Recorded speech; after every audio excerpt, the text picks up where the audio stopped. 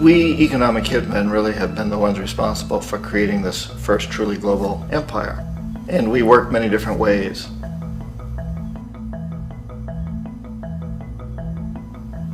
But perhaps the most common is that we will identify a country that has resources our corporations covet, like oil, and then arrange a huge loan to that country from the World Bank or one of its sister organizations.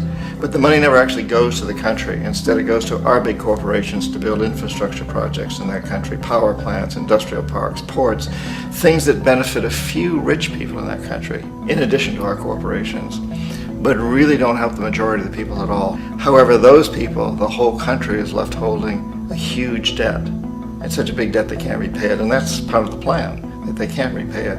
And so at some point, we economic hitmen go back to them and say, listen, you owe us a lot of money, can't pay your debt, so sell your oil real cheap to our oil companies. Allow us to build a military base in your country, or send troops in support of ours to someplace in the world like Iraq, or vote with us on the next UN vote. To have their electric utility company privatized and their water and sewage system privatized and sold to U.S. corporations or other multinational corporations. So there was that whole mushrooming thing, and it's so typical of the way the IMF and the World Bank work, that you put a country in debt, it's such a big debt it can't pay it, and then you offer to refinance that debt and pay even more interest. And you demand this quid pro quo, which you call a conditionality or good governance, which means basically that they've got to sell off their resources, including many of their social services, their utility companies, their school systems sometimes, their penal systems, their insurance systems, to foreign corporations. So it's a double, triple, quadruple whammy. The precedent for economic hitmen really began back in the early 50s when democratically elected Mossadegh, who was elected in Iran, he was considered to be the hope for democracy in the Middle East and around the world. He was Time Magazine's Man of the Year. But one of the things that he'd run on and began to implement was the idea that foreign oil companies needed to pay the Iranian people a lot more for the oil that they were taking out of Iran. The Iranian people should benefit from their own oil. Strange policy. We didn't like that, of course. But we were afraid to do what we normally were doing, which was to send in the military. Instead, we sent in one CIA agent, Kermit Roosevelt, Teddy Roosevelt's relative. And Kermit went in with a few $1 million and was very, very effective and efficient. And in a short amount of time, he managed to get Mossadegh overthrown and brought in the Shah of Iran to replace him, who always was favorable to oil. And it was extremely effective. Bombs overflow Tehran. Army officers shout that Mossadegh has surrendered and his regime as virtual dictator of Iran is ended. Pictures of the Shah are paraded through the streets as sentiment reverses. The Shah is welcomed home. So back here in the United States, in Washington, people looked around and said, wow, that was easy and cheap. So this established a whole new way of manipulating countries, of creating empire. The only problem with Roosevelt was that he was a card-carrying CIA agent, and had he been caught, the ramifications could have been pretty serious. So very quickly at that point, the decision was made to use private consultants to channel the money through the World Bank or the IMF or one of the other such agencies, to bring in people like me who worked for private companies, so that if we got caught, there would be no governmental ramifications.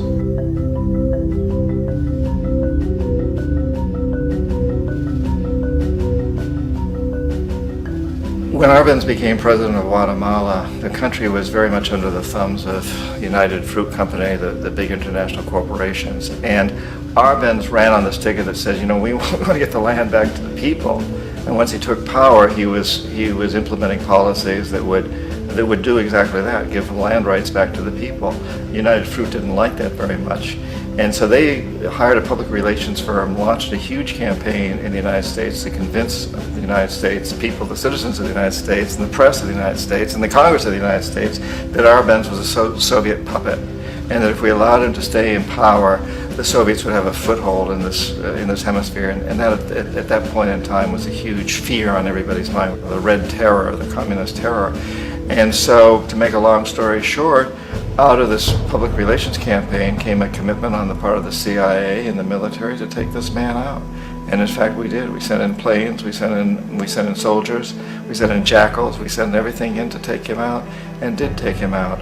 And as soon as he was removed from office, the new guy that took over after him basically reinstated everything to the big international corporations, including United Fruit.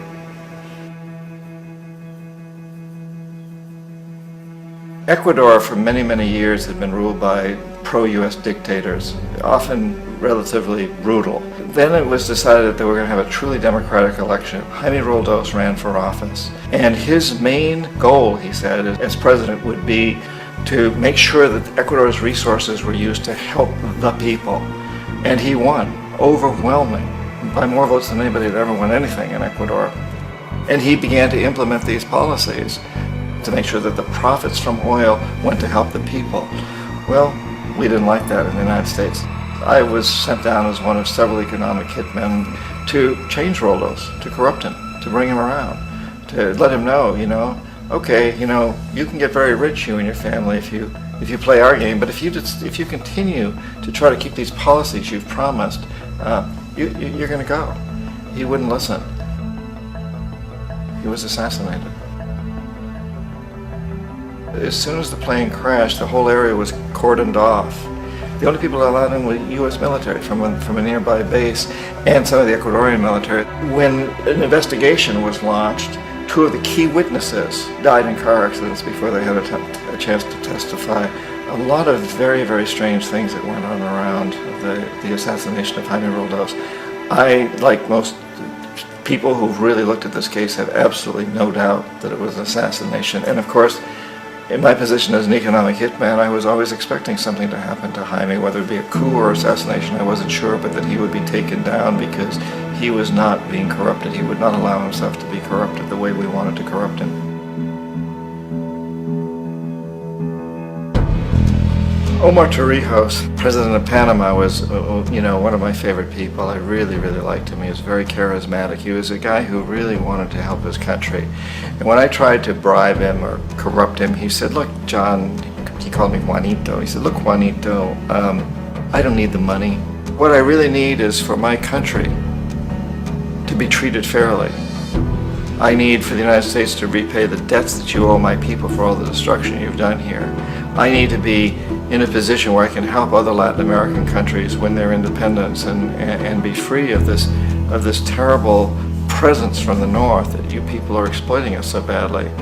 I need to have the Panama Canal back in the hands of the Panamanian people. That's what I want. And so, leave me alone. Don't try to bribe me. It was 1981, and in May, Jaime Roldos was assassinated. And Omar was very aware of this. Torrijos got his family together and he said, I'm probably next, but it's okay because I've done what I came here to do. I've renegotiated the canal. The canal will now be in our hands. He just finished negotiating the treaty with Jimmy Carter. In June of that same year, just a couple of months later, he also went down in an airplane crash, which there's no question was executed by CIA-sponsored jackals. Tremendous amount of evidence that one of Torrijos' security guards handed him at the last moment as he was getting on the plane a tape recorder, a small tape recorder that contained a bomb.